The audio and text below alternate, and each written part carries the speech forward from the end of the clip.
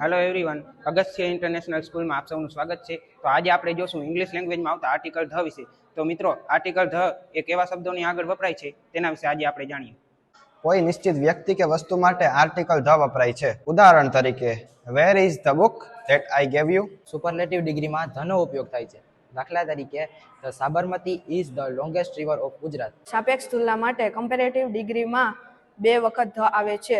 ઉદાહરણ તરીકે, the more you read the more you understand. અદ્વિતીય વસ્તુની આગળ આર્ટિકલ ધ વપરાય છે. ઉદાહરણ તરીકે, the sun, the moon, the earth, the north pole, etc. ધનો ઉપયોગ ક્રમવાચક સંખ્યાની આગળ થાય છે. દાખલા તરીકે, she studies in the 10th standard. વિશેષણોની આગળ ધ સમગ્ર વર્ગનું સૂચન કરે છે.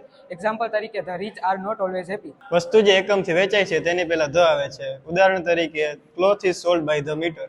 વસ્તુઓના ભૌતિક સ્થાન માટે ધ વપરાય છે. ઉદાહરણ તરીકે, the top, the middle, the inside, etc. દિશાઓની નામની પહેલા ધ આવે છે. ઉદાહરણ તરીકે, the east, the north, the west, the south. શરીરના અવયવોના નામની પહેલા ધ આવે છે. For example, he was wounded in the leg. સરખામણી માટે વ્યક્તિવાચક નામની આગળ ધ મૂકવામાં આવે છે. જેમ કે he is the newton of our country.